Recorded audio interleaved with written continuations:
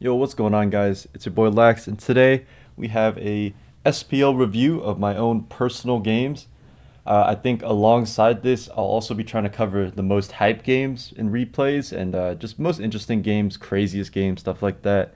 But for this video, we'll be talking about my own games. My record turned out to be 4-5, 4 wins, 5 losses, which, very terrible for my own personal expectations of myself, but sometimes you do bad, and that's okay. You just gotta move on, live with it, and come back stronger if you do decide to play again.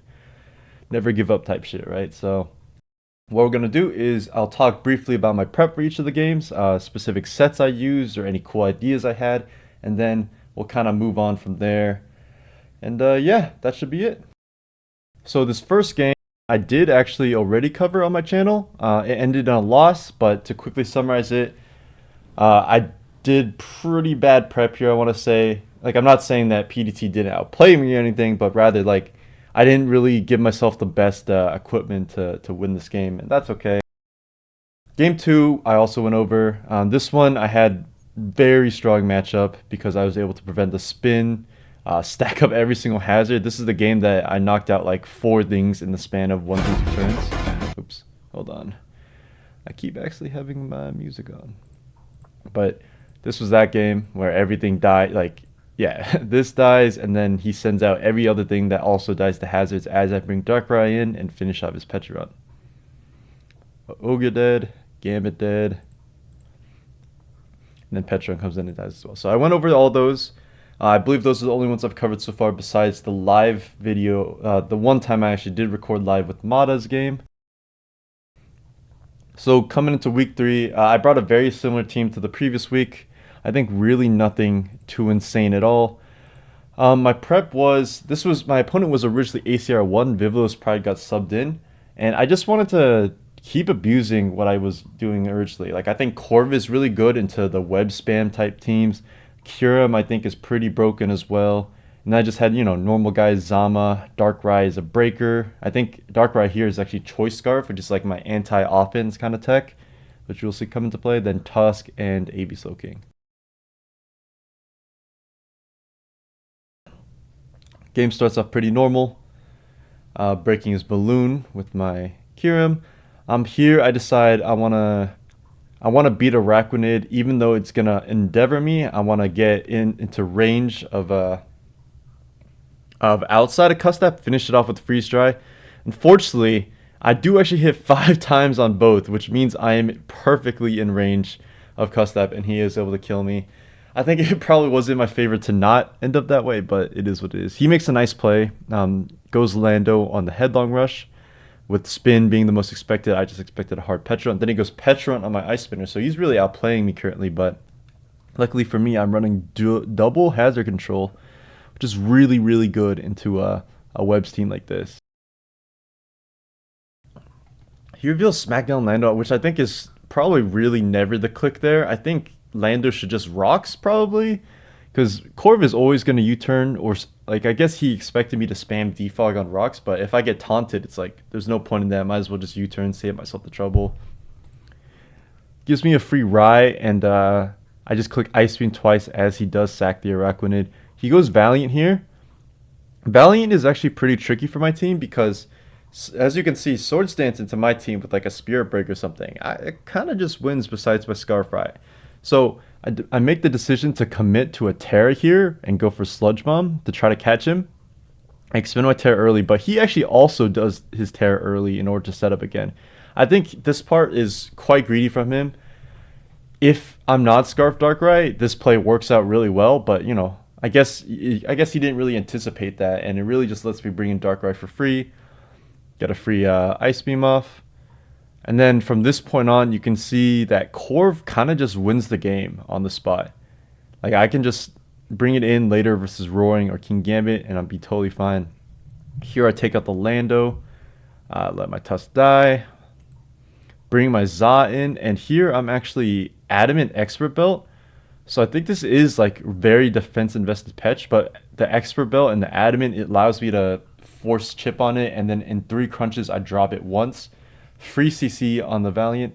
I see here because after the crunch drop, it's pretty standard for him to want to reset it, kind of like how in RBY you reset the Spadef drops. So I didn't want him to go Valiant on Crunch, live the 2 crunches, and then go back to Petch. That would give him an extra sack, so I just call it at the end. Here he's at 53, so I can actually still fish. You can see my crunches are doing 37%, which is a lot for a Zamazenta versus Petch. And I'm not sure if he ever calced it to see my set, but it really just lets me spam this for free. He goes Parting Shot into King Gambit. I think he tries to make a play here of like, okay, I'm gonna go Petch back on CC. I'm gonna scare him into crunching again. But I just call it because I think at this point I'm pretty confident in winning with Corv anyways, or winning with something else. So here I don't understand exactly what happened. He went Moon first, wasted his booster, and then brings Petch in. But from here on out, it's a pretty free game for me. It's a burned RM, not really going to do anything.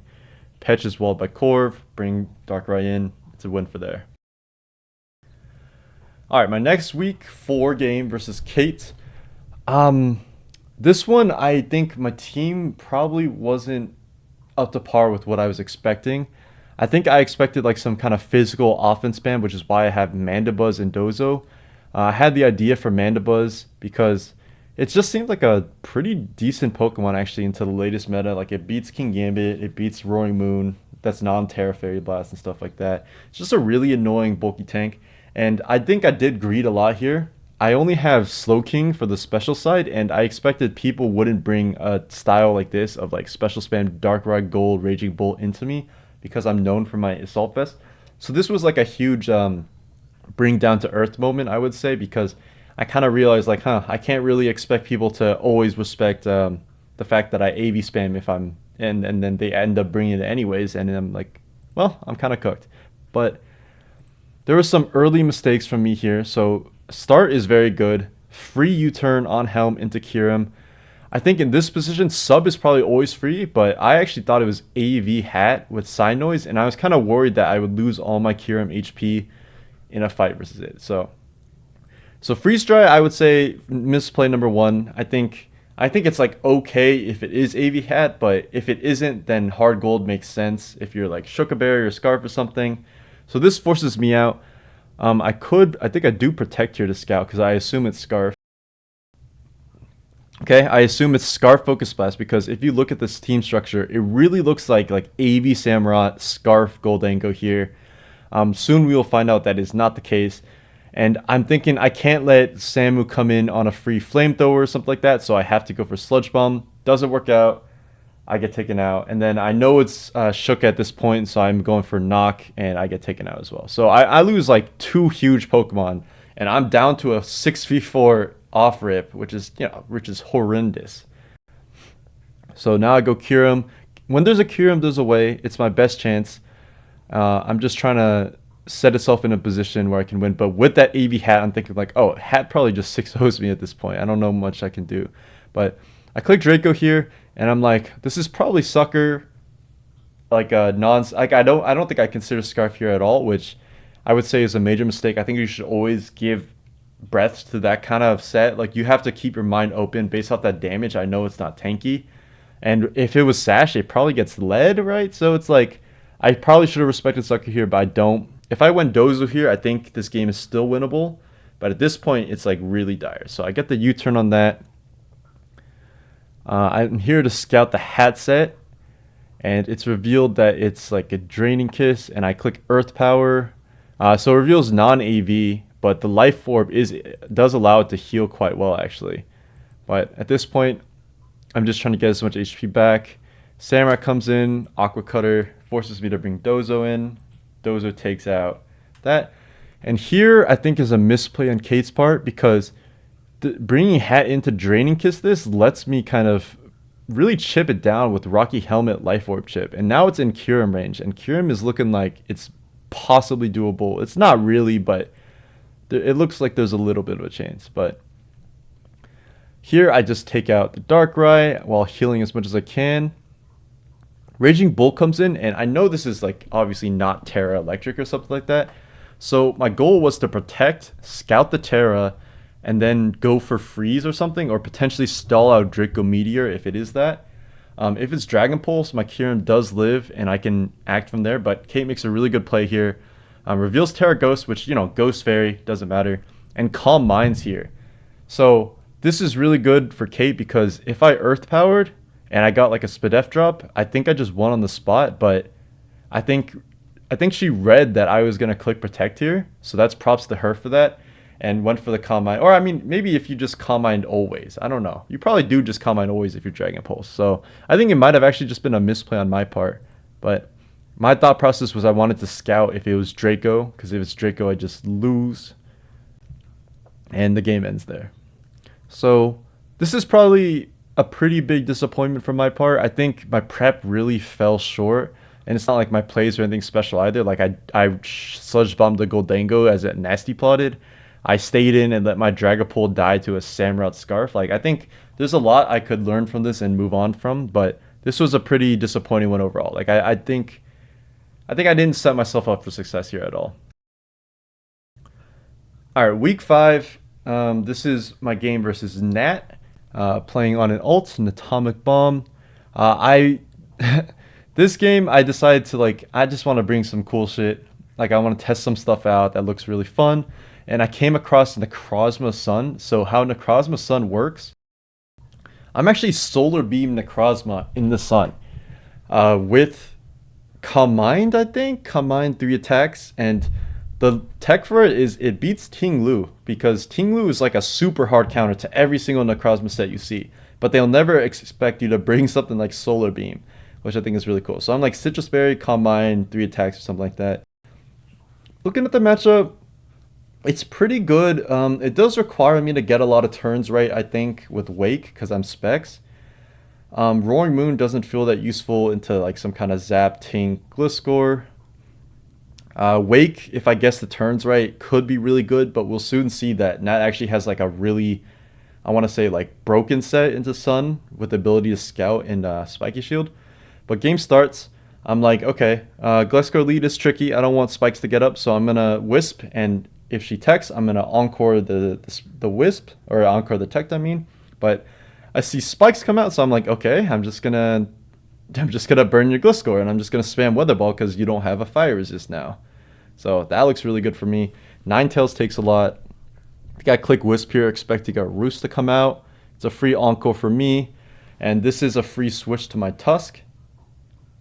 Gliscor comes in. I think I just click Spin here, I want to say. Yeah, I just click Spin. I switch Hard Wake on Zapdos. I'm expecting like a Roost or a Hurricane or something like that. So Wake, I want to bring Sun back up, and I think something like Tink or Gliscor Sack is pretty expected here. It works out for me. So early game, I'm playing really well. I'm forcing so much momentum, keeping a lot of hazards off. It looks really good for me. She does unfortunately get a triple protect here, which really stalls out my Sun and puts me in an awkward position. I think that's probably that. Like it looks like minimal because Gliscor was dying anyways, but it's actually a huge deal because that's 2 turns of Sun I don't get. So once again, I Hard Wake on Zapdos. Volt Switch comes out, Ogerpon comes in.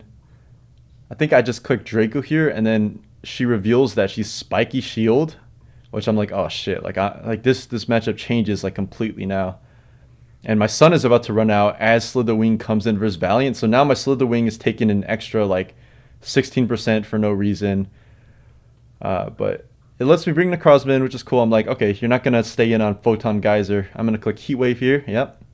Heat Wave comes in. I do burn, but I mean, Tink isn't switching into anything here anyways. Like every single Pokemon I have pretty much knocks it out. So I don't think the burn is actually consequential whatsoever. To me, it's a free spin. I think Para does happen here. Yeah, Para happens here, which is fine by me. I just want to keep hazards off, and it doesn't really matter as long as, it doesn't really come to bite me later. Alright, so Ninetales forces Valiant in. Because of all that previous damage on Slitherwing outside of Sun, I now unfortunately do die to a Moonblast under this. Here's actually where I would say a really big choke happened for me, because I'm very tunnel vision on the fact that Valiant just killed my Slitherwing. I didn't consider the fact that it switched his moves, and I think this isn't a mistake I would make generally. Like I wouldn't have done this often before, but I guess I'm not like in the right grind set for Pokemon or something, but I totally missed this out, and you'll see that it ends up costing me the game later. So I bring Necrozma in. I think I just click. Oh, I click Heat Wave and I miss. Which this is actually like the most unfortunate turn of the game because it means rocks go up, and that really sucks because I can't spin and my Ninetale turns are limited while she has Spiky Shield on Ogerpon. So here, I just go for the trade. Prism Armor lets me chew a -2 Fallen Sucker Punch really well, which, you know, that's pretty dope. Here, I'm like, okay, I actually just want to get this spin off. And that makes a good play and click Swords Dance here. So I think that was probably a misplay. I probably should just attack with the Necrozma here. Like Psyshock or Solar Beam even, predicting like a crazy Terra. But I probably should have just attacked.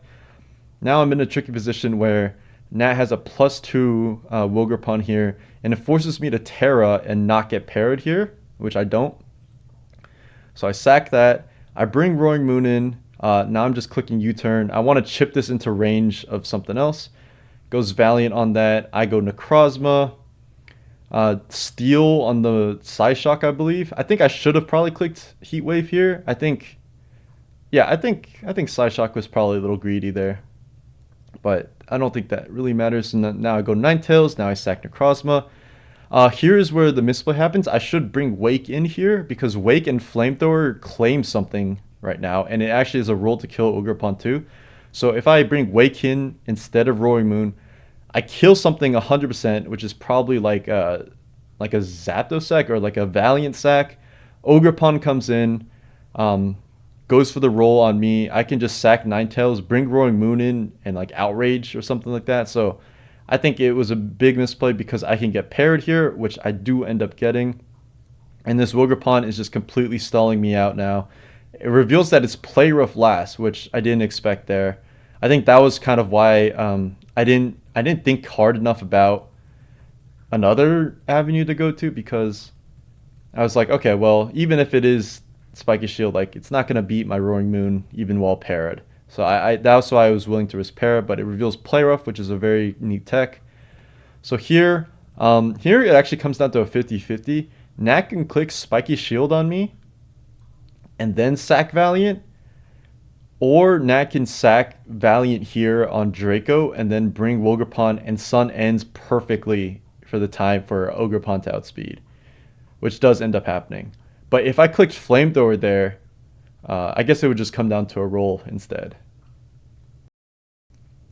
So maybe I should have clicked Flamethrower there, but it would have come down to roll anyways, and I misplayed in general for this one. But yeah, this was a tough one. I think I did get very, very unlucky here actually with the triple tech into Tinkaton miss on the sack. Like that really, really set me back, forced my Terra, forced me to spin. But I mean, I misplayed, so you can't really be mad at the end of the day because, you know, shit happens and you could always do better, generally speaking. There are some games where you'll truly, truly get so unlucky that no matter what you do, it doesn't matter. But this was not one of those. I think I still could have won despite all the egregious hacks. Alright, for the next game, it was me versus Mata featuring my Belly Bolt team. I did cover this live. If you're interested in that, make sure to check that out. It's like a live recording of me actually like in-game clicking everything and explaining my thought process. It was very foreign to me, but I thought it'd be fun to record with Belly Bolt, so I did that. Alright, week 7, I play against Dugza. My team here is a take on an old Zav GB team, in which he has Milotic, Mandibuzz, Dragapult, I believe. I added Darkrai and I added Petron over Mandibuzz. Or no. So he had Mandibuzz, Milotic, Gliscor, Clef, Dirge, Skeledirge, Ancient Fossil, and Dragapult. So I changed it up a bit. I changed a few mons. I believe the bird became Skarmory to account for the new meta Roaring Moon stuff. The ghost type became Petron, and then Darkrai became the speed control over the Dragapult. So looking at this matchup, it looks pretty good for me. I think I have a lot of tools to beat a lot of what he has. Obviously, Ogerpon Wellspring is like one of the strongest Pokemon in the game. That was the major threat to me. I would always have to trade my Darkrai Wisp HP for that, or I would have to trade Petron into that. Oh god, I'm so sorry for that. I keep doing that. But turn 1, I'm like, okay, Darkrai, pretty scary if it's like a nasty plot thing. But if you lead it, it's probably not that. So I go for a T-Wave. So he actually tricks the Sticky Barb to himself, which actually is quite nice for me. But now I have a Scarf.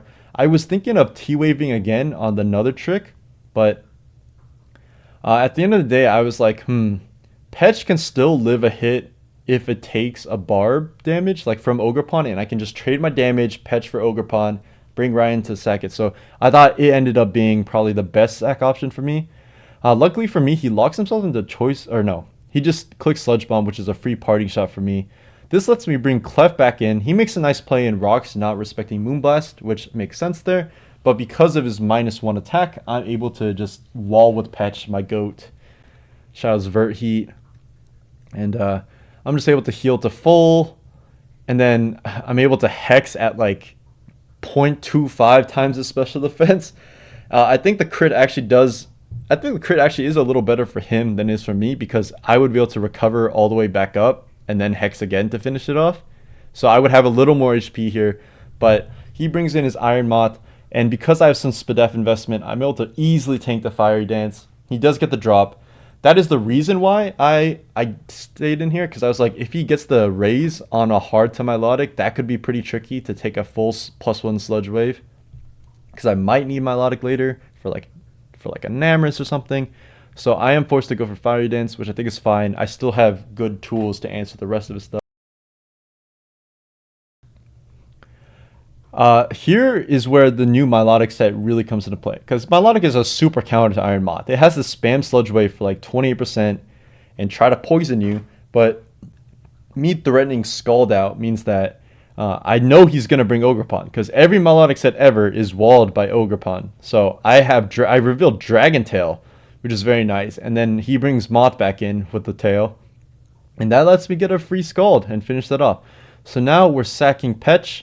And here, Scizor is a major threat, low-key. If it's like a knock, close combat set, even if it's just close combat or even if it's just knock, it's a big threat. And it actually beats a lot of the guys I have, because I'm Facade, Knock, Gliscor. And I've Clef that is Scarfed, obviously. So I'm thinking, okay, actually I'm going to use Darkrai to beat Ogerpon. So I go for the Wisp. It connects. Even if it doesn't, I think I'm in a fine spot. And then I'm able to trade out with Ogerpon. Now Scizor comes in. I hard switch on Rai. He respects the fact that I can just Dark Pulse for a shitload. He makes a nice play, Swords Dance on the Roost, but here's where it's weird. He Bullet Punches again. I'm not sure if he was expecting like a sack on like close combat or something like that, or if he just didn't have a move, but that's interesting how that works out. Now here is how do I not fumble this endgame. He has a Namorous, and I have lost to a crazy jank Namorous set in the past. So what I come up with is I'm going to use Gliscor with Terra and Swords Dance to make sure I beat everything else, because I calced it, and +2 Facade always beats even max HP Scizor coming in taking rocks. So that's really huge for me. I go for the SD. I do get the Para, but I don't think it matters, because I just Protect Stall and then finish it off at the end. Doesn't matter at all. He brings in a Namorous and reveals Choice Specs Fairy. And it's like 0% roll to one-shot me here, so it really sets me up well here. And then Scizor isn't even able to take out Gliscor with BP. So I think where the game could have been tricky is if it's Stellar Blast, but I mean I had avenues for that. I have Haze Milotic, I have Thunder Wave's Clef, so if he is Specs Terra Blast, I just go Clef, click T-Wave, click Haze with Milotic. Milotic now walls and Namorous completely, fish for Para. Win with that, and then Skarmory try to win versus Scizor. So I had different avenues to approach that, but I like the approach I took. Really panned out, set up like no bullshit that I could lose to. Oh my god, I just noticed we're freaking 7 weeks in and I haven't been playing music this whole time, so it's just been my monotone ass voice for those that are still following the video. Apologies for that, but it's all good. It's content. And I feel like people don't really talk about their teams to this extent. And I really like it when people do. I think it's really interesting. So, Week 8 versus the Sharks. Why Addicted? This week, I wanted to go all out with my text. So, I brought my infamous... Well, actually, I stole this set. Focus Energy Blaziken. Focus Energy Blaziken with Overheat and Terrifier was the original set. I lost to on ladder. And I thought, that is genius. Because you get the speed boost, you get the crit boost. You're killing everything. You have a roll to like one-shot Zamazenta. But I was scared during prep. I was like, wait, this set loses to Dragonite. This set loses to like any dragon pretty much. So I changed the set to Terra Fairy Blast, which really bites me, which really messes me up here because he specs Dragapult, and it means that Blaziken can never set up because he can just hard Dragapult and live the overheats if I click it, and then just force me out if I click Focus Energy. And it's quite unfortunate, but this game still is pretty cool and it comes really close. Alright, so lead, I bring Dragapult. Honestly, I should just go for tie, because who stays in there? I'm just kidding. Never do that, because if you lose the tie, your game is over on the spots. But I bring Kingambit. Scizor, I want to say, looks like it could be like a choice band and like a setup sweeper here, but it forces me out because it might click close combat. He actually reveals that he's 0 attack knock with this. I'm like, huh, it must be a weird SD set. Well, luckily, I have Blaziken, so even if he sets up all the way, I'll be fine. So, I'm going to get Rocks up. Unfortunately for me, he clicks Defog, so I'm cooked.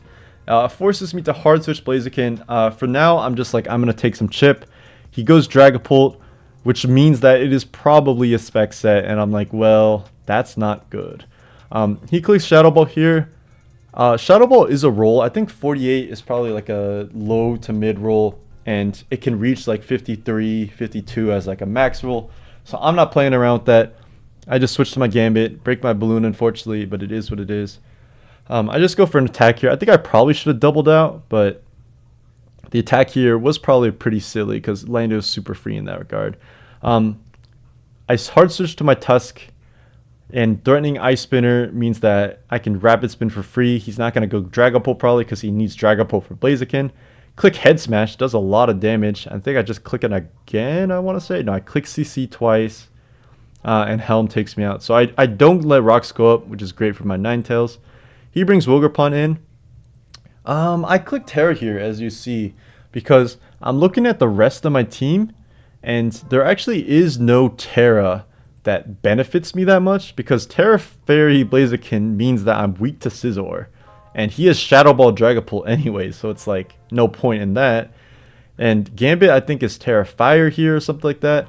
Either way, it loses to like E-Speed Arcanine or Bullet Punch or the opposing Kingambit because I don't have low kick. So I'm like, okay, no other Terra matters. That means I'm just going to go Pult. I'm just going to drop a Draco, knock out this Wilgerpon. We're not messing around with that. This forces him to bring an Arcanine, which I think is a free Head Smash for him. Life Orb reveals that I'm the mix set with Darts, and Darts never, with 0 attack, is able to kill Arcanine. So he gets a free Head Smash here. Does bring T-Spikes up for me, which doesn't actually matter at all because Dragapult is just beats Blaziken anyways. But at this point, it's like, okay, shit, I need to figure out a way to set up my Blaziken for success. So, I respect E-Speed here. He makes a really good play, goes Scizor on that. It's a free defog for him. But to me, that was fine because free Scizor means free Blaziken. So here I'm like, okay, now that Dragapult is chipped, he has to maybe respect Protect on my Blaziken, right? So maybe he does something different here. But he makes a nice call. He U-turns and just goes straight to Dragapult. He's like, you know what? This guy doesn't have Protect. It's fine. And he's right. I don't. And I'm cooked. So I bring in my Kingambit here. I try to double on his Kingambit. I'm like, okay, surely he's letting his Kingambit go. But he makes a nice play, goes Scizor here, which he's been just trying to sack this whole time, and I'm just choosing not to kill it, and it's really screwing me up. But I bring Blaziken back in. I think I click Overheat here. Yeah, he finally gets the Psychic Scizor, which he planned to this whole time. And here's where the turn of the game comes. So he clicks Shadow Ball here, and I bring Kingambit in. So Sucker Punch obviously kills 20 Dragapults at this point, but he has a very free switch to his own Kingambit or his Arcanine, in my opinion. So I make the decision to double out here because I'm thinking like, okay, he needs Dragapult for Blaziken, or Blaziken actually just wins. So I'm going to double out here into, I think I actually hard switch Blaziken. I think in hindsight, I probably should have just hard switched Ninetales, because Ninetales into Arc is fine if he E-speeds me. I just bring in Dragapult, Draco something.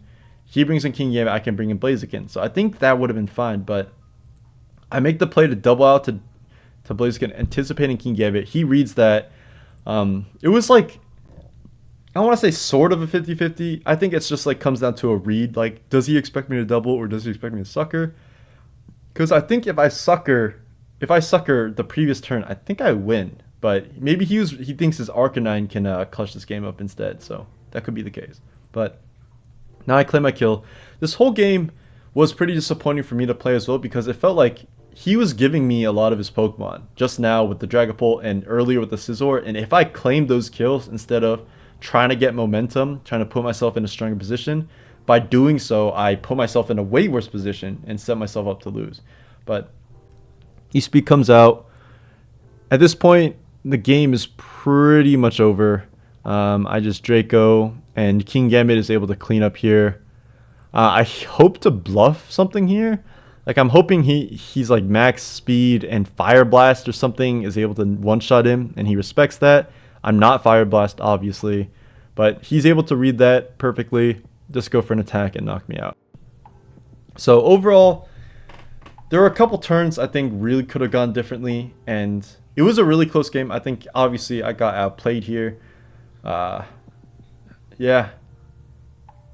it was tough. That it really came down to those two very specific turns of him sacking his stuff and me just like not taking those kills. All right, we are finally back with our final Week 9 game versus Eternal Spirit. He's rocking what looks like a pretty typical offense, probably a Dragon Dance, 3 attacks Kyurem on the outlooks, SD Scissor or Choice Band, and then setup or Encore D-Bond Valiant, setup Ogerpon, Roxlando. Pretty typical stuff. On my end, I'm using a team that I just made in like 3 minutes. I was like, this seems like a cool idea. Let's run with it. Premise is Nasty Plot, Darkrai, Goodra, Hisui, Assault Vest, Wish, Aloe for the Goodra, Swords Dance, Gliscor, Offensive Cinderace, and then E-Belt, Zamazenta makes a return here. Matchup-wise, I'm like, holy shit, Zama goes crazy here. Zama goes like absolutely insane here. Like, he has no switch-ins for it because I'm like some Jinx set, like a Stone Edge, Ice Fang, or something like that. And I'm just thinking, that's my win con this game. I need to set him up for winning this.